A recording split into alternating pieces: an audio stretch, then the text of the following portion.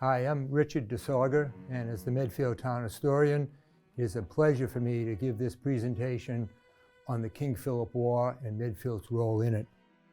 While Hawaii can never forget the events of December 7th, 1941, and New York City can never forget the events of September 11th, 2001, Medfield can never forget the events of February 21, 1676. Clearly the most devastating event ever to befall the town. When Medfield was attacked, it was known during the King Phillip War, with half the houses in town burnt and some 13 residents killed. The following account looks at the causes of that war, the attack on Medfield itself, and the end result of the war for both the English and the Native Americans. From the day when the first English settlers landed in New England and built permanent homes here, King Philip's War became virtually inevitable. Here in the wilderness, and this was indeed the wilderness, two equally incompatible ways of life confronted each other. At first, the Native Americans failed to realize the size and strength of the English, and so at first welcomed these newcomers. The stories of Plymouth and Tisquantum, whom the English called Squanto, and Osamoquin, called Massasoit, and the first Thanksgiving are all etched in stone in our memories. Half the pilgrims died that first winter in Plymouth and could easily have been wiped out altogether had the Native Americans attacked instead of helping William Brewster, William Bradford, Miles Standish and company. The Native Americans of southern New England belong to the Algonquian language group, which means that members of the different tribes in the area could understand one another. While estimates vary, the total Native American population in southern New England just before the outbreak of the King Philip War in 1675 was around 20,000. Over parts of Cape Cod and the islands, southeastern Massachusetts and eastern Rhode Island were the Wampanoag. They numbered around 1,000. To their west, in the area of western Rhode Island, were the Narragansett.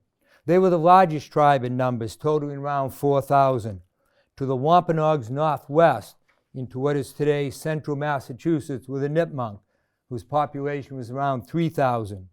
The Massachusetts lay to the north, including what is now Medfield and Greater Boston, while the Nausets were to the outer Cape and the Pequots and Mohegans to the west into Connecticut.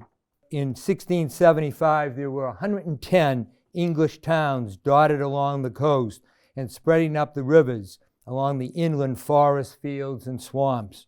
16 of those towns were in Plymouth Colony, with a population of around 5,000, which covered Cape Cod and what is now southeastern Massachusetts, including the distant outpost settlements of Dartmouth, Swansea, and Rehoboth.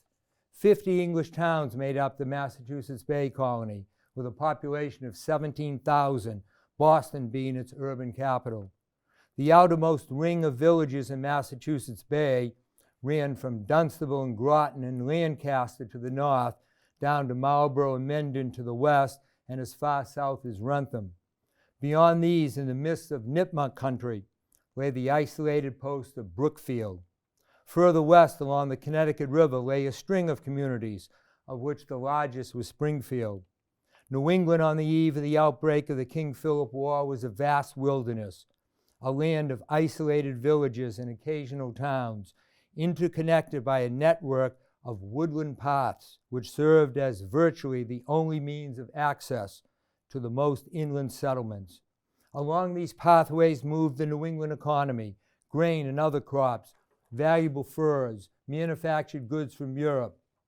A fleet of small cargo vessels from ports such as New Haven, New London, Newport, Marblehead, and Boston brought their trade outside New England. The Native Americans of New England seemed to believe that, generally speaking, the forest belonged to him who was able to make use of it. This conflict over the usage of land brought the Native Americans and the English into conflict. Just prior to the outbreak of the war, the sachem of the Wampanoags, Metacomet, called King Philip, was also summoned several times to answer charges that the Wampanoag were plotting against the English. He protested his innocence and accused his Narragansett enemies of telling lies about him. Colonial expansionism, however, continued, causing great unrest to the Native Americans. English jurisdiction meant English justice, and this became a sour point with the Native Americans. In many ways, the natives were totally unprepared to embrace the concept of English right and justice, which to an Englishman seemed fundamental.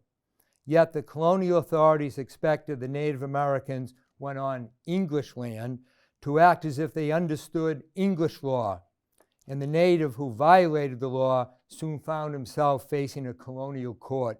When the native lawbreakers were seized by an English constable, dragged off to an English jail, examined by a stern-faced English tribunal, and punished in a humiliating way before a crowd of jeering English people, they naturally felt abused.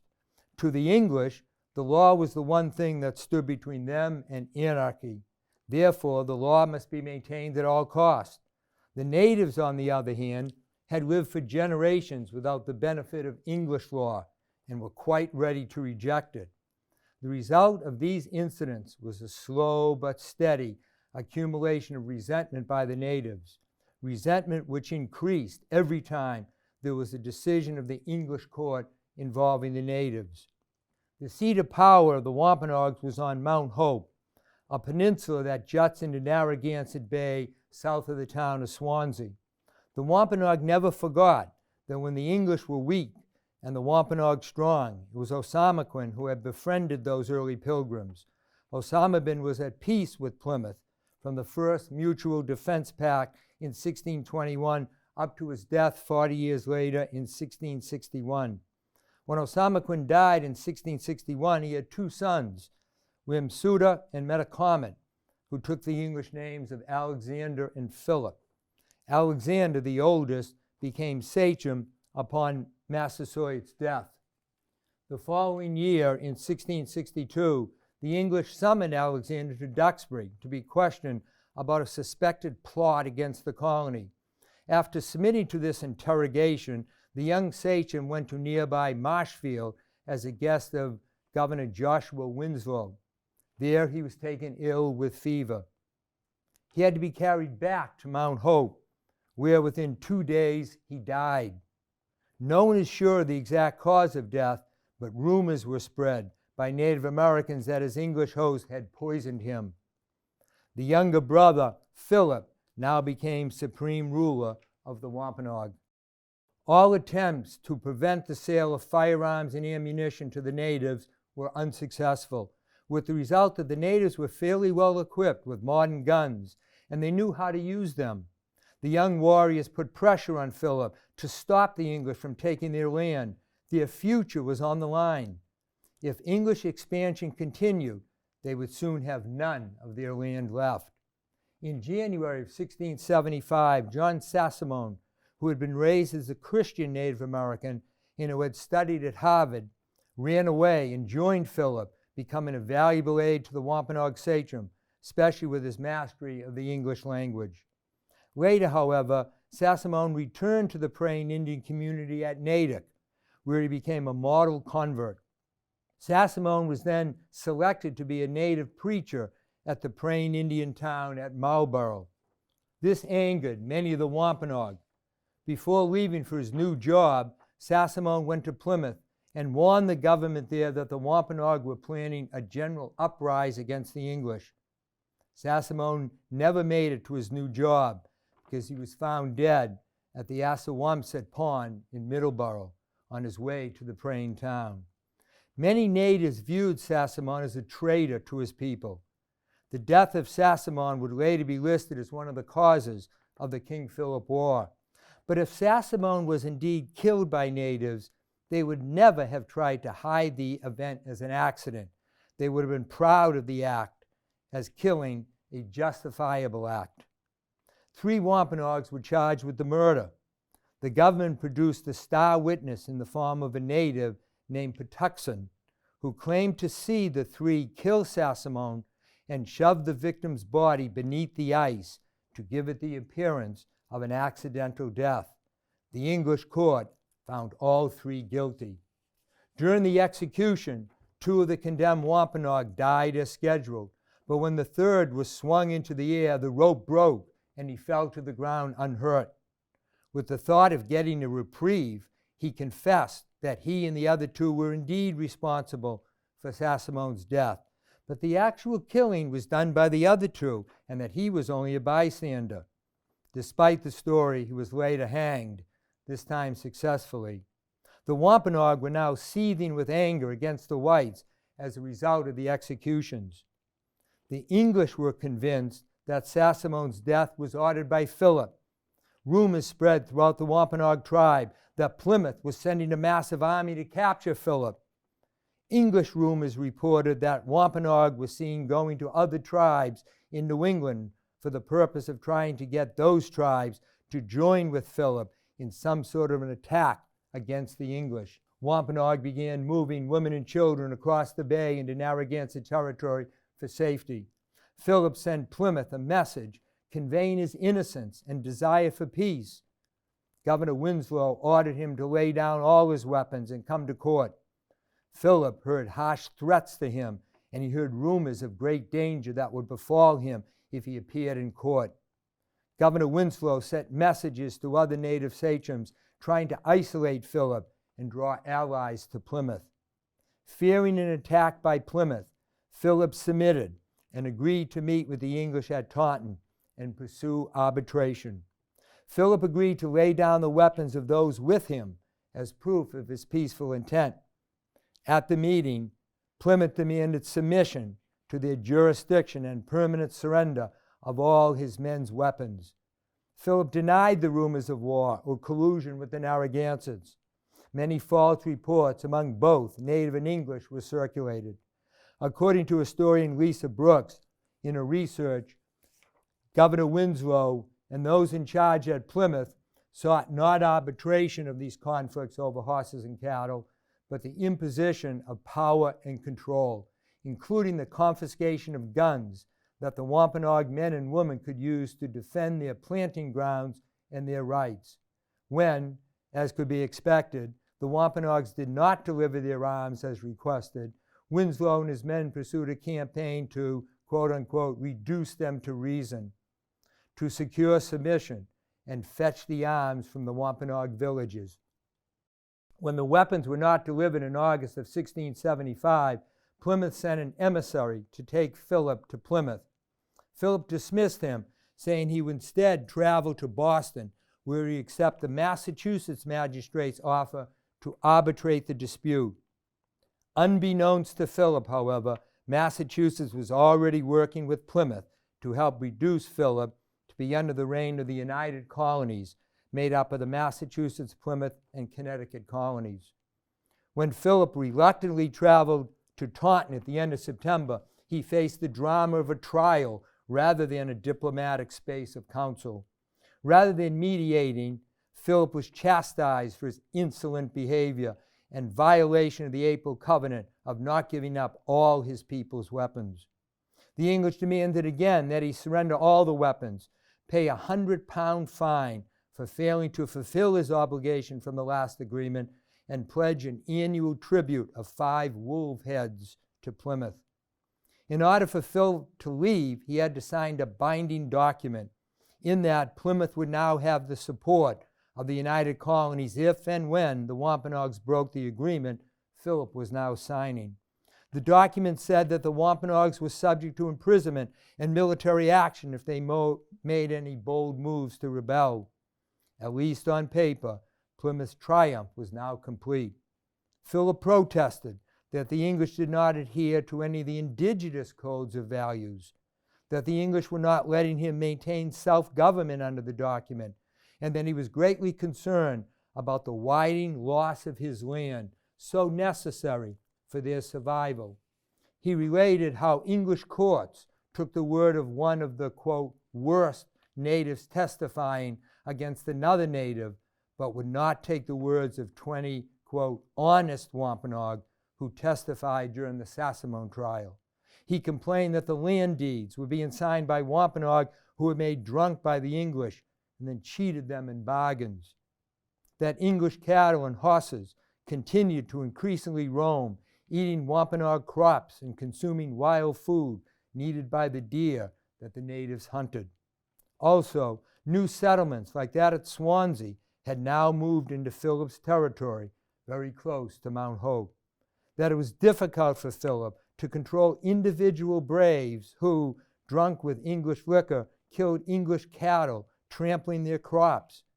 Every individual wrong could not be blamed on the entire tribe and make the entire tribe be held responsible and then punished.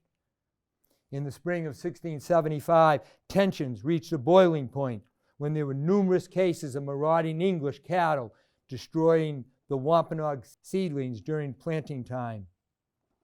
In June of 1675, the towns of Rehoboth and Swansea reported parties of Wampanoag in the area, which frightened the inhabitants, even though the Wampanoag had inhabited those lands for millennia. Plymouth officials then moved their military garrison headquarters to within 10 miles of Mount Hope. Many English settlers in the area began abandoning their houses in fear of war breaking out.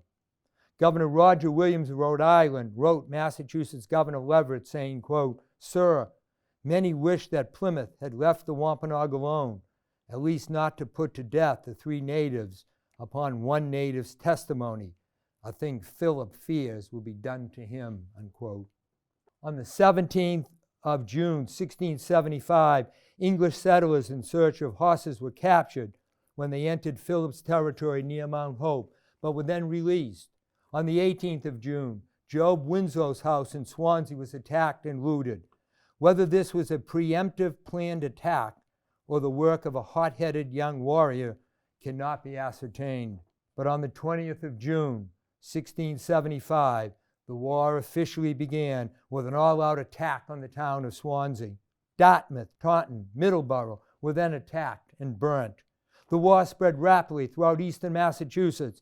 On July 14th, 4 or 5 persons were slain in the town of Mendon, which was then abandoned, and the empty houses burnt by the Native Americans. From that time on, Medfield was the outermost town. In the autumn, the war raged in the Connecticut River Valley, with several towns attacked. On September the 12th, the town of Deerfield was attacked and forced to evacuate its inhabitants. On September 18, English settlers and soldiers were ambushed at a spot since known as Bloody Brook, about 6 miles due south of Deerfield. During the ambush, the brook actually ran red with blood, thus earning its name. It was here that Robert Hinsdale, one of the first 13 settlers of Medfield, along with his sons Barnabas, Samuel, and John, were killed. Sometime prior to 1669, Hinsdale had left Medfield and moved his family to the Connecticut River Valley, helping in the settlement of Deerfield. At the massacre of Bloody Brook, 71 of the English were slain. The loss was called by the English, quote, "the saddest day that ever befell New England," unquote. Troops, led by Captain Mosley, heard the muskets firing at Bloody Brook and raced to the scene, but arrived too late to save the settlers. After this disaster, the Puritans lashed out at easy scapegoats, imprisoning or hanging neutral and Christian natives. The Wampanoags gained alliance with the Narragansetts in Rhode Island and the Nipmuc in central Massachusetts, with both tribes joining with Philip. In July, the Mohegans joined with the Massachusetts and Connecticut colonies against Philip. Praying Indian scouts assisted the English. Throughout New England, towns began to take preparations for their own defense.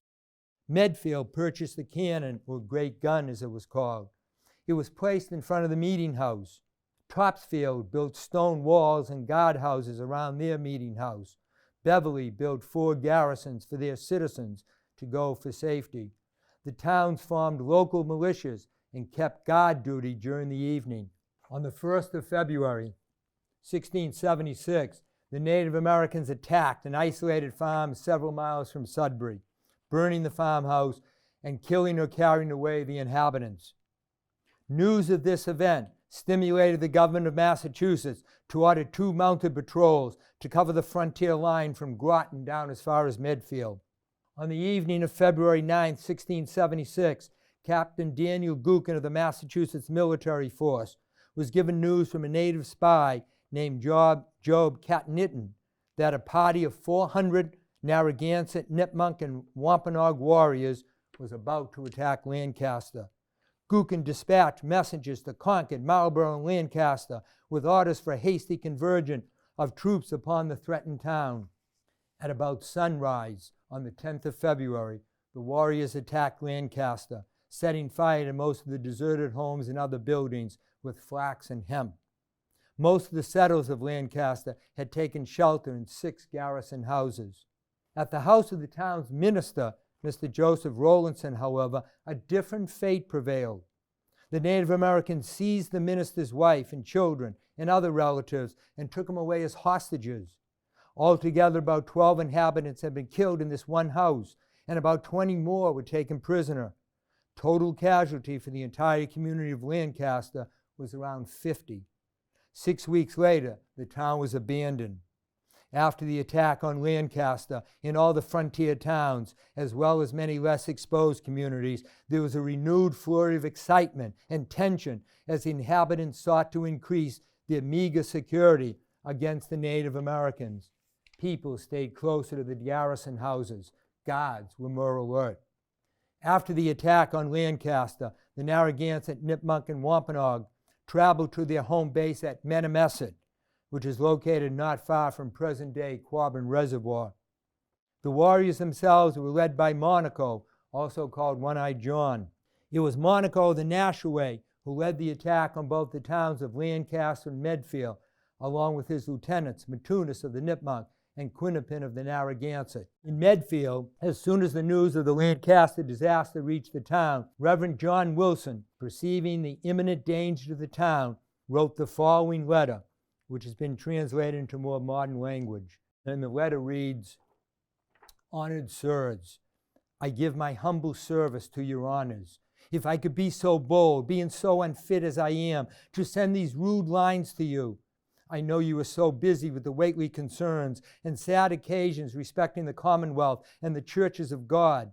But what I write about is the same thing that you yourself are taking up with. Captain Oakes came to our town from Marlborough, and we understand from him that we are in great danger.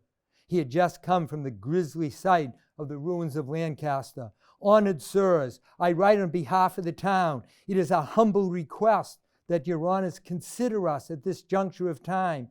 This is the first time we have requested help. Our town is a frontier town. The loss of Mendon has greatly disadvantaged us. The loss of Medfield will be a great blow. What will become of the city if the hands of the country grow feeble? There is nothing to stop the Indians from coming from Nipmuc.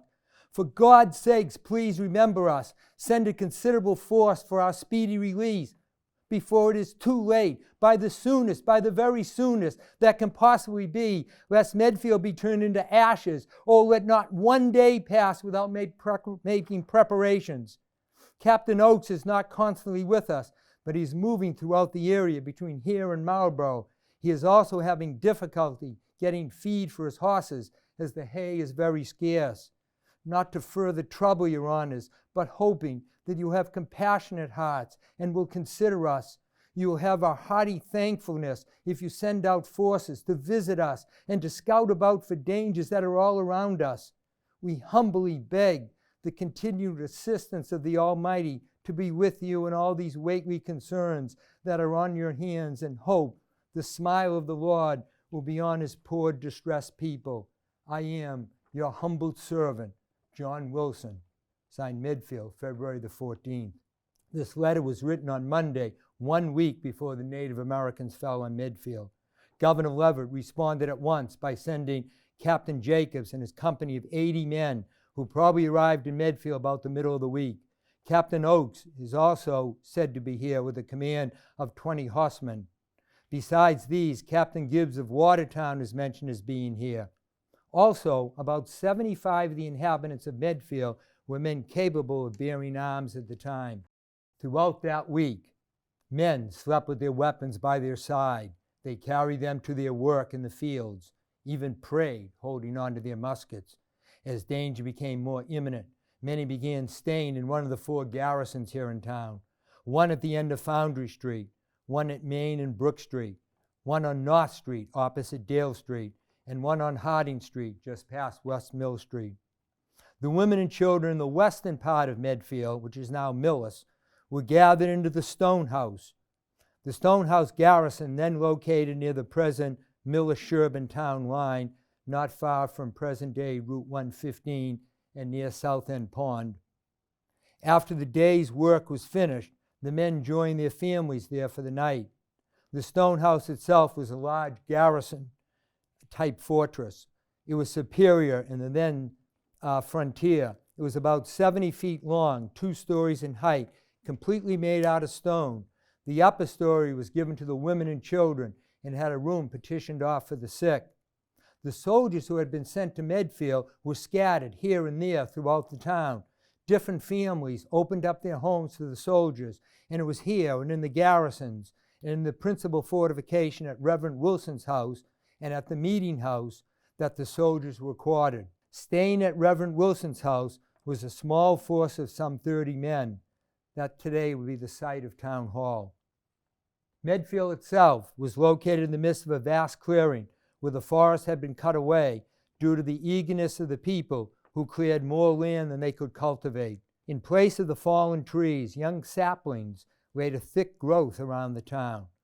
It was this undergrowth and a cover of snow that the Native Americans used to their advantage to successfully sneak into town. It is said that on Sunday the 20th, Reverend Mr. Wilson warned the people to be vigilant against surprise. However, with about 200 armed men quartered in the town, the settlers of Medfield now felt reasonably secure. Tradition has it that when the people came out of the meeting house on that Sunday, they saw Native Americans on Noon Hill and Mount Nebo. This is not impossible, as both eminences were in full view of the village, but it is understood that the warriors came upon the town from a westerly direction.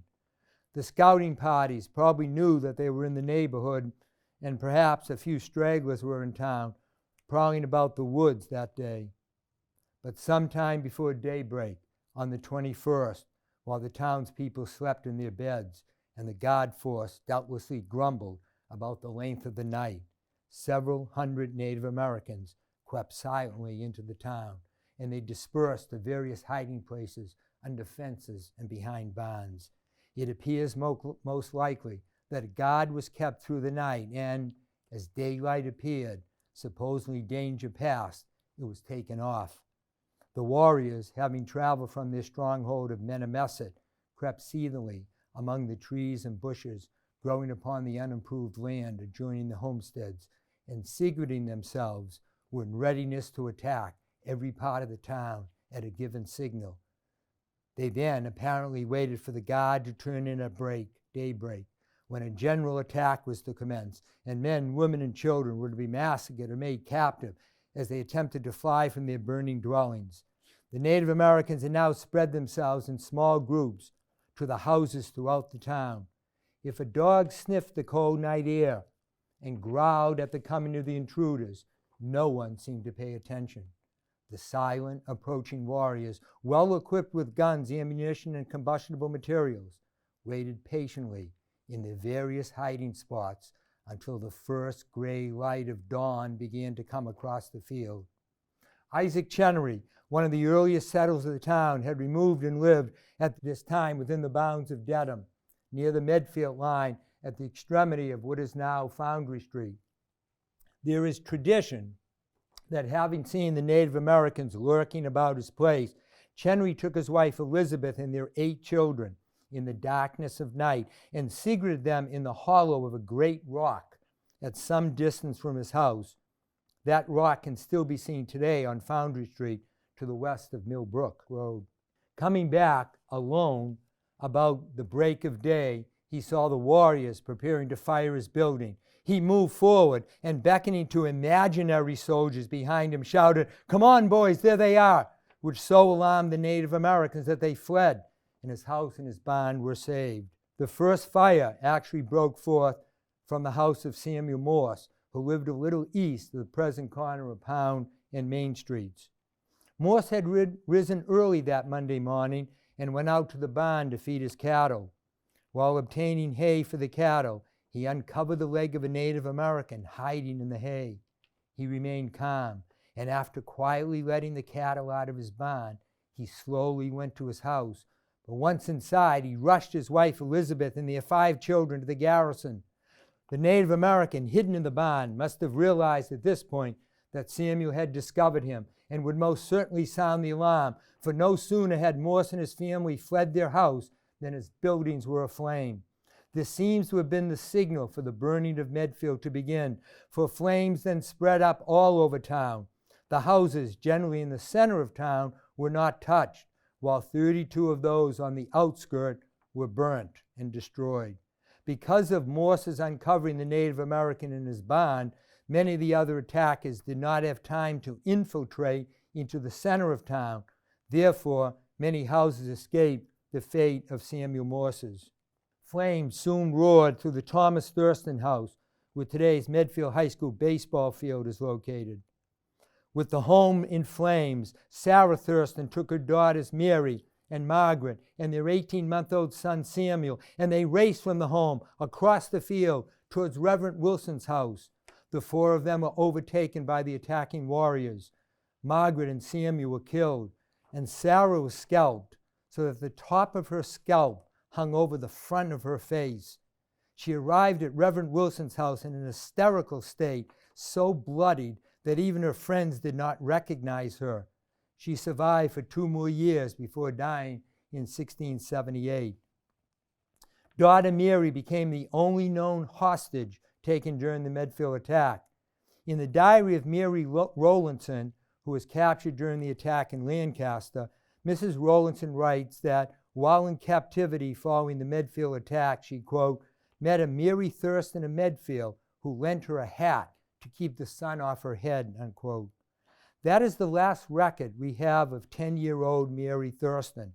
She never returned to Medfield. One can only speculate as to whether she was sold off to the French in Canada, killed, or stayed and integrated with the Nipmuc tribe. The following homes were also burnt within a short time after Morse and Thurston's homes went up into flames. The Samuel Bullen house, located near the present corner of Phillip and South Streets, and the James Allen homestead, located on South Street near the present Westview Road. The Benjamin Clark house was also burned. Benjamin and his wife Dorcas were able to flee and safely make it to the garrison along with their 5 children before their house went up into flames. Clark's house was the original Peak House. Benjamin later rebuilt and petitioned the General Court of the colony for relief from taxes while he recovered from his losses.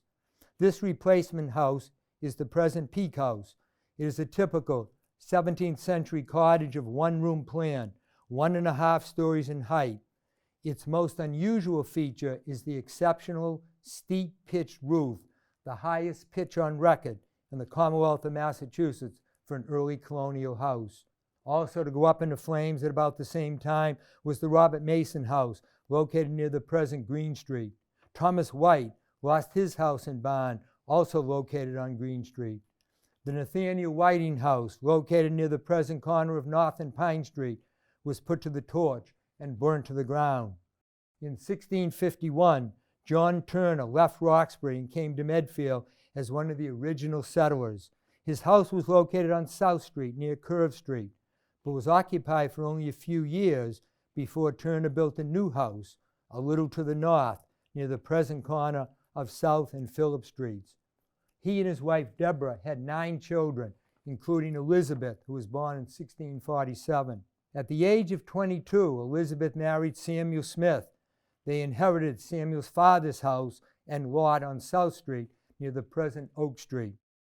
At the time of the attack, they had 2 children, Elizabeth, who was 5, and Samuel, just 18 months old. There is speculation as to where the Smiths were at the time of the attack. They could have been at their home or perhaps staying with Elizabeth's parents, the Turners, at the corner of South and Phillip, as both places were near one another. We do know that when the raid first began, Elizabeth grabbed her 18-month-old son and raced out of the house towards Reverend Wilson's house as fast as she possibly could. She, however, was overtaken by the Native Americans, who tomahawked her and threw Samuel to the ground. And the attacking warriors left both of them there to die. A short time after the smoke of the battle had cleared, several neighbors found Samuel, who was evidently just stunned, clinging to the body of his dead mother. A reenactment account of that event was put into script by Christine Babson, and it reads as follows. My name is Elizabeth Smith. I was born a Turner and was one of the first settlers of Medfield. I grew up on the corner of South and Phillip Street. And when I married Samuel Smith, we lived just down the street on South Street. Samuel was a good man and insisted that we name our firstborn Elizabeth after me. The poor child died before the year was out. We put our trust in the Lord and named our next child Elizabeth also. Little Samuel followed her a few years later. No one could have wished for more wonderful children. It was cold that night, February 21, 1676, when a Native American Monaco called One-Eyed John and his braves attacked our town of Medfield. Samuel and I bundled up the children against the cold as best as we could, and we were outside within minutes of the alarm. Though we knew our plan was sound, I was terrified and filled with dread. We agreed to run in different directions to avoid capture, each one carrying one of our children. Samuel carried Elizabeth. Though almost 6, she looked so small and frightened in his arms. I clutched little Samuel. He was still groggy from sleep with his thumb stuck firmly in his mouth. With a final embrace, we ran our separate ways. I fled up north on South Street towards Reverend Wilson's house. The air was filled with terrifying shouts of the attacking braves and the unearthly screams that I knew were my neighbors and friends. I ran as quickly as I could, but my thick skirts hampered my strides. Samuel was fully awake now and crying widely. I heard sounds coming closer and closer to me and saw Samuel's eyes widen as a shadow charged over us. The force of the club's blow cracked my skull and half lifted me from the ground. Samuel was knocked from my arms by the blow that crashed with a thickening thud to the ground. His crying cut short to an awful stillness. We both lay as if dead, and by some providence they did not stop, but continued on with the gruesome night's work and continued on shrieking with triumph. I was still and would never rise again, but Samuel, praise the Lord, was merely knocked unconscious. I shudder to think how he spent that horrible morning. Samuel and Elizabeth had made it safely to the garrison and lived. They were the ones who found us. Little Samuel, with a blanket close around him, lay clinging to my still form. Though I could not save him in life, I like to imagine that the warmth of my body saved him in death. Praise the Lord. It was also early in the morning when 2 brothers, Jonathan and Elijah Wood of Sherburne, were sent into Medfield to collect a couple of oxen. At about daybreak, the 2 brothers entered the barn where the oxen were kept. Once inside, they heard a noise which they mistook for that of a pig, and they removed the oxen from the barn. But while in the act of yoking them, they were assailed by a party of braves who rushed from the barn, scalped them, and left them for dead. Their bodies were discovered after the Native Americans had retired from the town.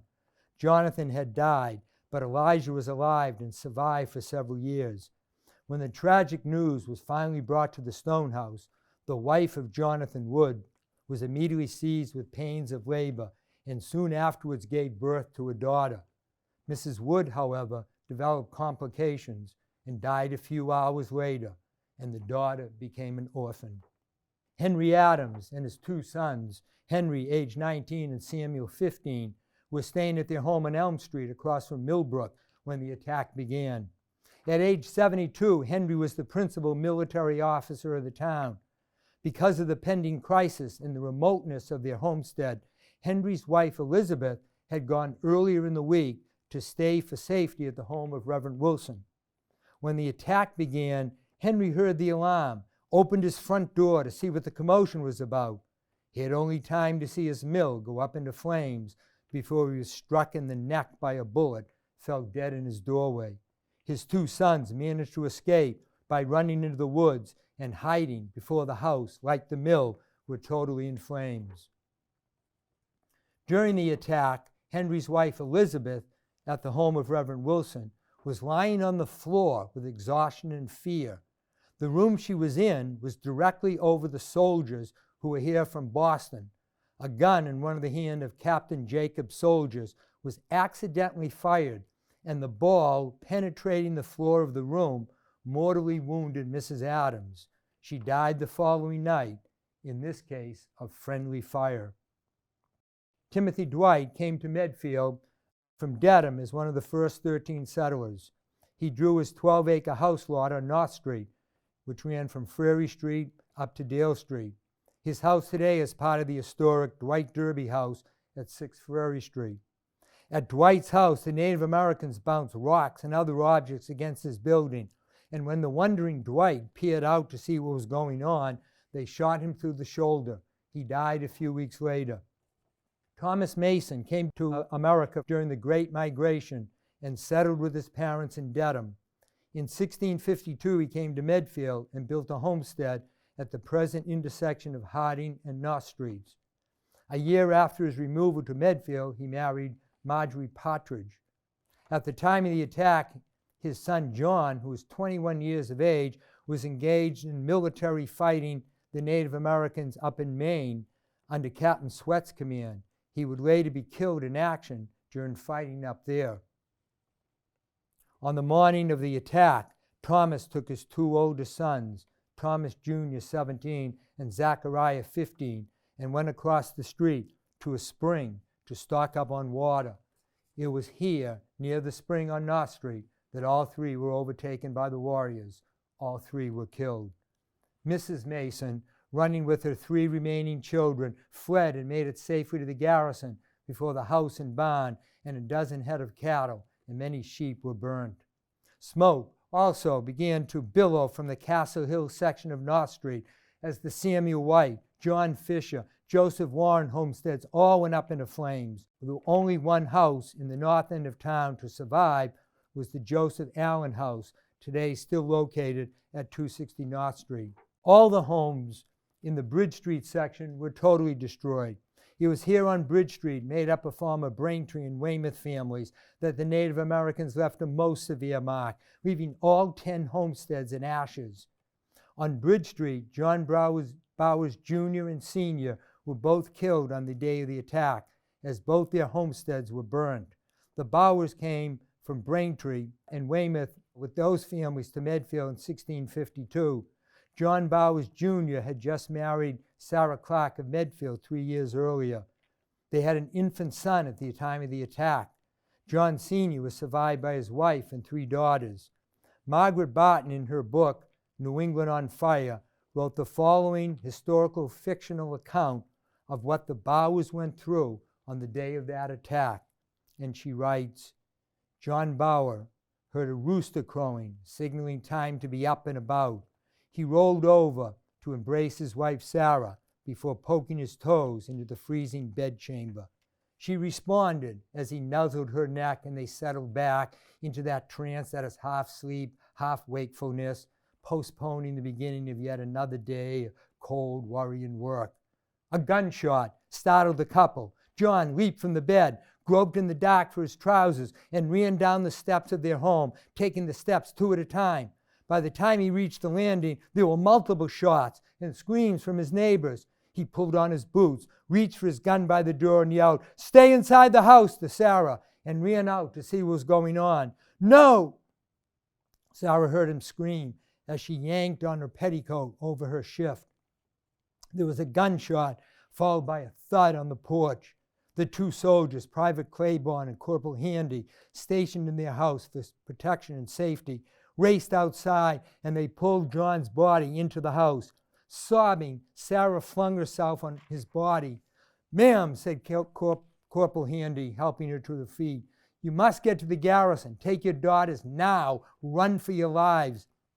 "Mother, the house is on fire," cried 18-year-old Mary, running down the stairs. An arrow came through the window, and now the bed was burning. "Quick, get your sister. We must run to the garrison," said Sarah. 3 terrified teenage girls in night clothes ran out of the door with their mother. A scene of horror spread before them. All the homes on Bridge Street were in flames, and people from every house were streaming across the meadows towards the garrison on North Street. Some warriors were engaged in hand-to-hand battle with the soldiers. Ahead of them, the girls saw their brother John Jr., who was leading his wife and young son to the garrison, fall dead from a bullet. One of the girls picked up the young boy. The other two led their sister-in-law, too shocked to be able to think for herself, away from the body of her husband. The chaos was exactly what Sarah Bowers imagined hell would be like. Leaping flames of intense fire, death, cries, torture, agonizing screams, bleeding bodies, supplications for help, all mixed with the unearthly yells of the Native Americans. Miraculously, the 5 women escaped the enemy and, gasping for breath, staggered into the safekeeping of the Knott Street garrison. As soon as the people were aroused to the perils which threatened, the cannon was fired as a signal to deaden.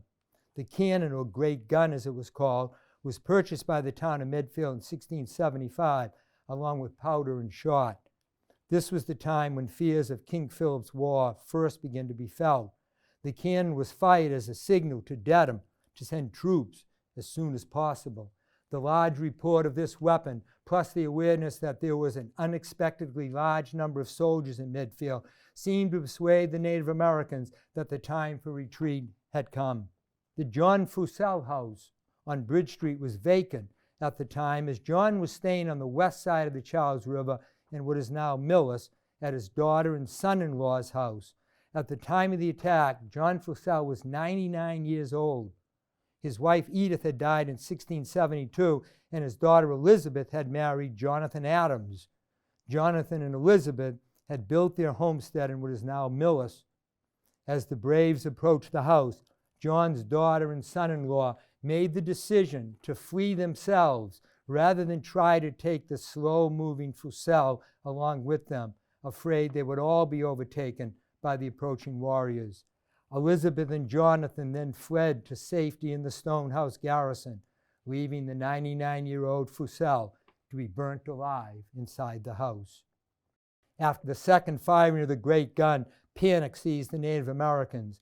Loaded with plunder from the settlers' houses, large groups of Native Americans withdrew across the Charles River by way of the bridges. Once across the bridge, they set it on fire to prevent any attempt of pursuit. As a consequence, the English's attempt to follow after them was completely foiled, and exulting Native Americans were able to stand on the far side of the river, hurling taunts and insults at the settlers.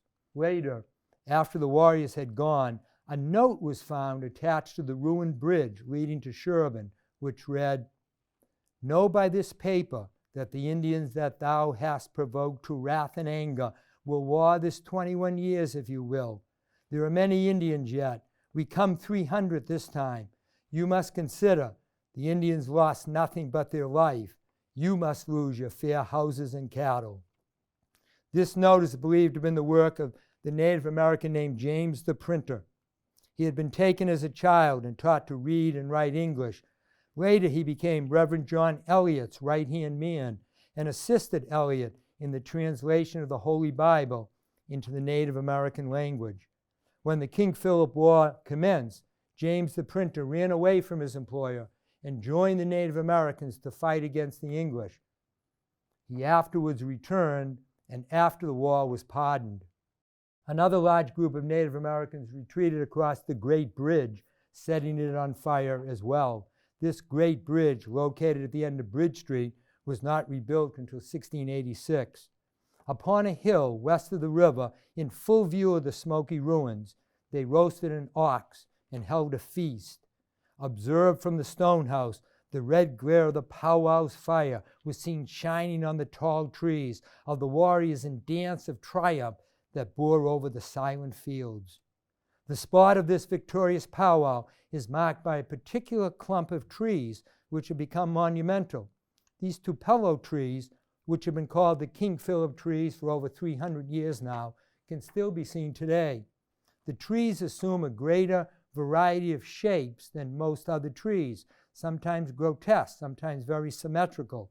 The most remarkable feature about these trees is their great number in close proximity within a very small space, making a top at which from a little distance resembles but one tree. The next day, February 22nd, the Native Americans returned to their stronghold at Menamesset, where Mary Rowlandson was still held captive.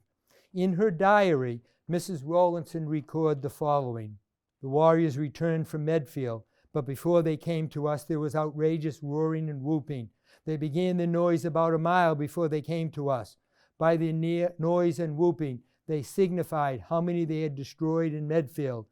Those that were with us at home were gathered together, and as soon as they heard the whooping, and every time the others went over their numbers, those at home gave a shout that the very earth rang again. And then, oh, the hideous, insulting triumphing there was over some Englishman's scalp they had taken from Medfield and brought back with them. I cannot but take notice of the wonderful mercy of God to me in those afflictions in sending me a Bible. One of the warriors that came from the Medfield fight had brought some plunder, came to me and asked me if I would have a Bible. I was glad of it." End quote. In Medfield itself, 32 houses besides barns, 2 mills, and other buildings were burnt. As near as now can be ascertained, about the same number of houses remained standing. Reverend Hubbard writes that, quote, "nearly half the town was burnt, also that generally when outbuildings were burned, the cattle were burnt," unquote. Hubbard further states that the loss sustained by the inhabitants amounted to about 2,000 pounds, but never a garrison house was lost in this surprisal, nor any of the principal dwellings, so if the chiefest and best of the buildings escaped the fury of the enemy. On the evening after the attack, the following letter was sent to the governor and the council. And again, this is translated into modern language. And the letter from Medfield reads as follows: "Honored sirs, in a hurried haste, you may be pleased to understand that on the morning early we were beset by Indians. There was a great number to our amazement, although we had considerable watchers. I think about half the town is fired. There are many wounded. Several have been slain. After we fired our great gun twice to warn Dedham, the Indians fled. They took much spoil with them. They ran over the bridges and fired them as they left. Then they ran to Sherburne and fired the rounds there. We hope George Fairbank's palisade is safe. The rest we don't know about. We think the Indians may be going towards the road to Dedham, so Dedham is not without great danger. There is great need to help to keep our town or to follow them, if indeed they are gone. 2 of our mills have been burnt. Your humble servants, John Wilson, Edward Oakes, John Jacobs, George Barber. By our guess, there were about 1,000 Indians involved in the attack." In answer to this appeal for help, Captain William Turner marched from Boston to Medfield on February 22nd with 64 men. He came into Medfield and proceeded to Marlborough in pursuit of the Native Americans. In Medfield, 13 residents were killed, including several greatly esteemed citizens, among them 2, Henry Adams and Timothy Dwight, who have been prominent in all town affairs since the year of the settlement. Jonathan Wood of Sherburne was also killed while in Medfield, and 2 soldiers from Boston were killed, William Williams and John Hooper, as well as 1 soldier from Cambridge, Edward Jackson. Several other residents wounded during the attack took weeks to recover. Drake, in his Book of Indians, says that the assault on Medfield was made under the command of Monaco, also called One-Eyed John. Hubbard related that Monaco made a boast at Groton that he had burnt Lancaster and Medfield. The estimate places the number of Native Americans involved in the Medfield attack somewhere between 300 and 1,000. Therefore, it must have been a great number of Native American deaths as well, but we have no record of any of those deaths. Historians of the time stated that the Native Americans lost some of their warriors in the Medfield attack. We also have no record of what would have been done with the bodies of the dead Native Americans. Beginning in the mid-17th century and led by missionary John Eliot, several communities, commonly called praying towns, were established in New England. Missionaries and colonial authorities envisioned these as settlements where indigenous people would learn to adopt Christianity and the English way of life. The Christianized Native Americans would then be set apart from the colonists and from their neighboring tribes. In many of the praying towns, they became farmers, established homesteads, built frame houses, but in the process also lost their tribal identities. Some 14 praying towns were established, including Aquina and Christiantown on Martha's Vineyard, Nantucket, Natick, Grafton, Dartmouth, Herring Pond in Plymouth, and in Mashpee. The first was Natick, which was founded by Reverend John Eliot. In order to convert the indigenous population, Eliot learned Wampanoag, the local native language, and started to preach in Wampanoag. Supervised by Eliot, numerous Wampanoags translated the Bible into their native language. Eliot saw his major achievement accomplished when the completed Bible appeared in 1663. During the King Phillip War, many of the praying towns were depopulated, with large numbers interned by the English on Deer Island and Boston Harbor. Here on the wind-swept island, many died of starvation, and without shelter, froze to death during the winter of 1675. After the war, many of the original praying towns were never reestablished, but due in large part to another missionary minister named Reverend Richard Bourne, his influence, he befriended the Wampanoags on Cape Cod and in Mashpee, and he Christianized many of them. The Mashpee Wampanoag population generally stayed neutral during the King Philip War due to that influence. Native Americans from throughout Cape Cod were actually relocated into Mashpee. Meanwhile, by February 28th, the Native Americans moved out of their stronghold at Menominee and went northward to the town of Petersham, about halfway between the Wear and Miller rivers, near the Native American village of Nichawag.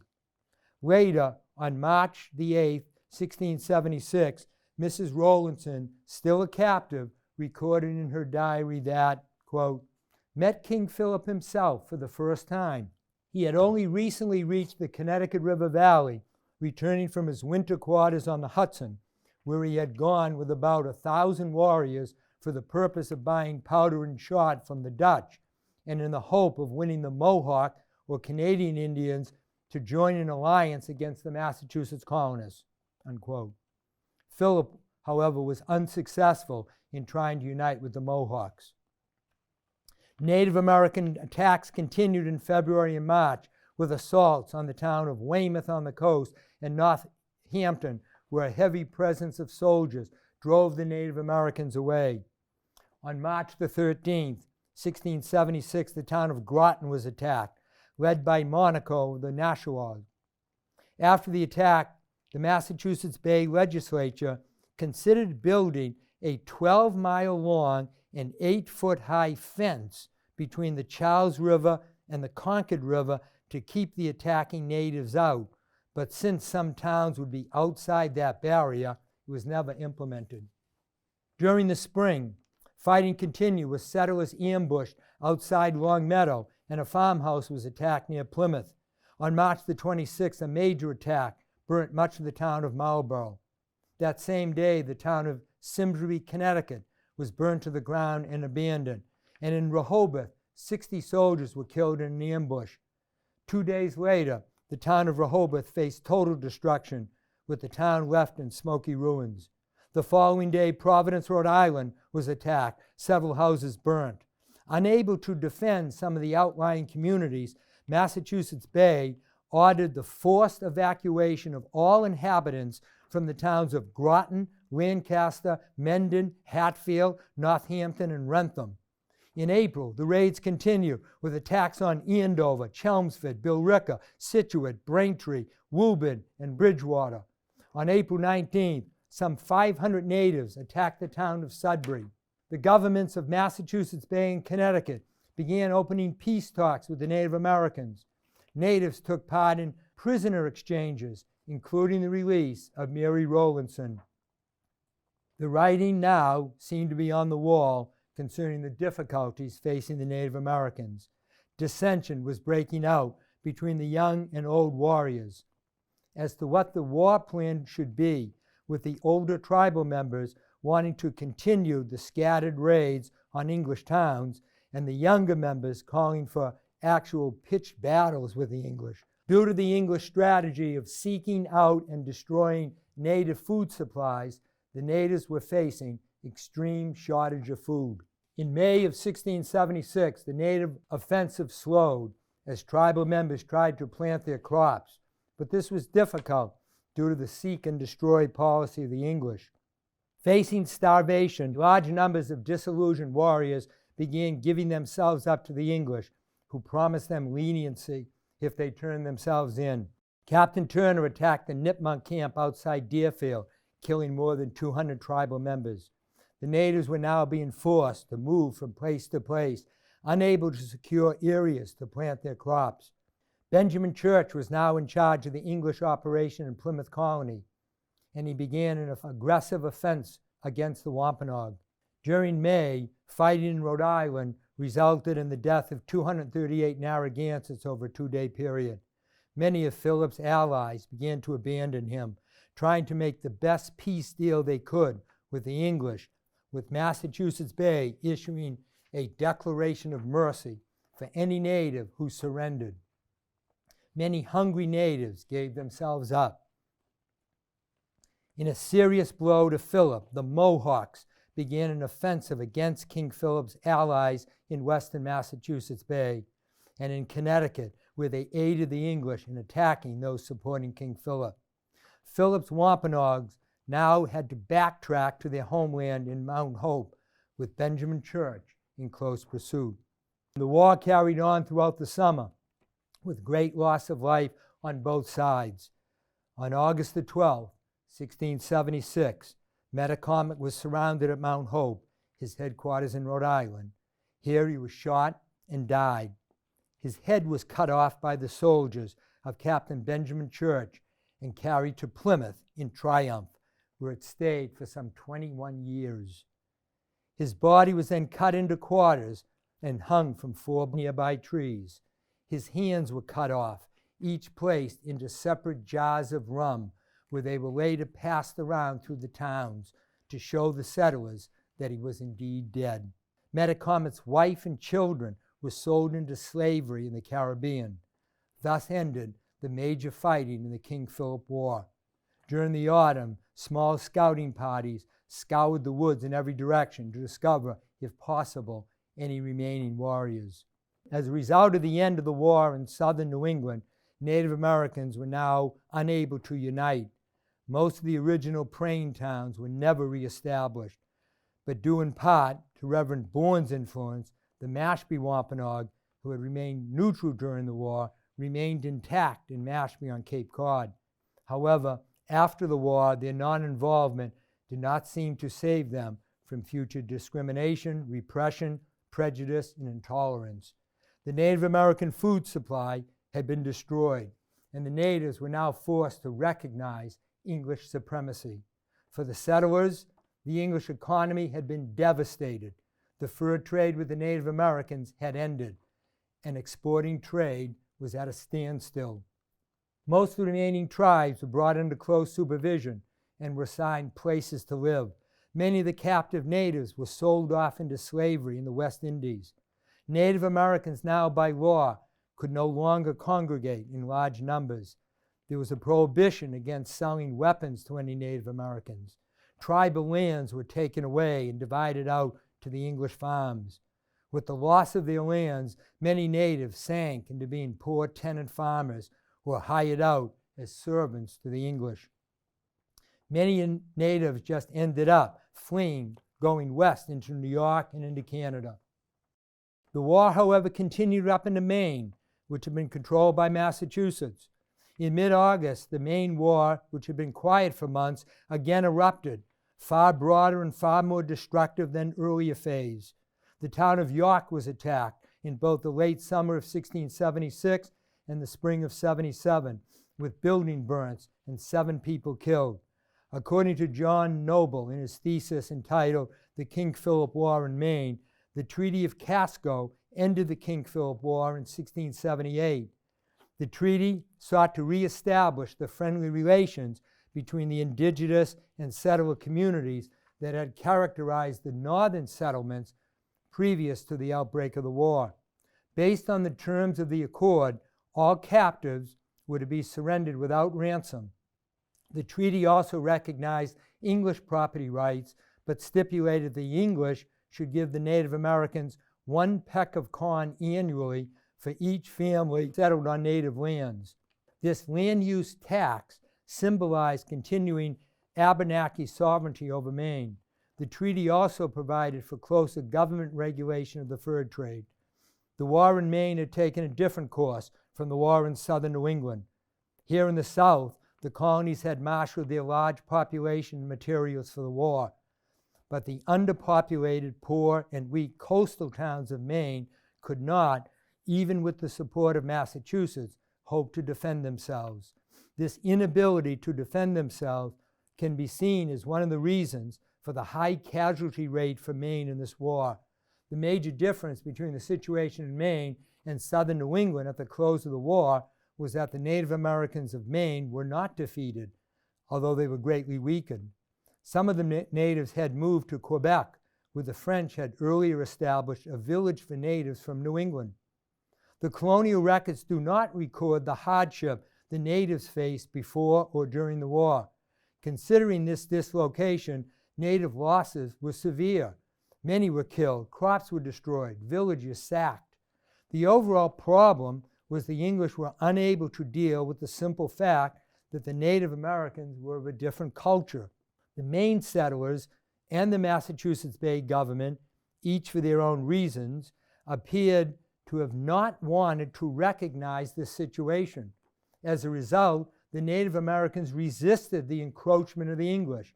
The English had fanned the flames of war in such actions as refusing to sell needed ammunition to the Maine natives for hunting, issuing general orders to kill Native Americans on sight, and the issuance of indiscriminate warrants for the capture of Native Americans. The settlers of Maine suffered the greatest loss in the war of any region in New England.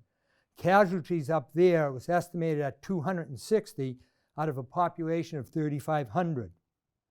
These losses are in contrast to an estimated 1,000 deaths in the rest of New England out of a population of 50,000.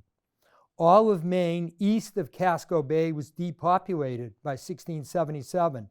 West of Casco Bay, only the major garrisons at places like Black Point, Wells, and York had any significant number of inhabitants left when the war ended. In proportion to population, the King Phillip War produced greater casualties upon the people than any war in American history. More than 1,000 persons had lost their lives. Families were scattered. Homes and savings were gone. A number of communities now existed only as blackened ruins.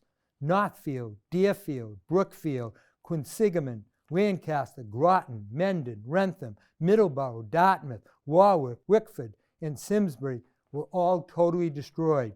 Many others were partially burnt like Medfield. In Medfield itself, 13 residents were killed.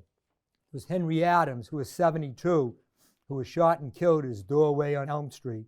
John Fussell, age 99, burnt alive in his daughter and son-in-law's house in what was Weston Medfield. John Bowers Sr., age 45, shot and killed on Bridge Street. John Bowers Jr., age 23, shot and killed on Bridge Street. Thomas Mason Sr., age 44, tomahawked and killed off North Street. Thomas Mason Jr., 16, killed off North Street. Zachary Mason, age 14, killed off North Street. Margaret Thurston, age 7, tomahawked and killed off Pound Street. Samuel Thurston, age 18 months, tomahawked and killed off Pound Street.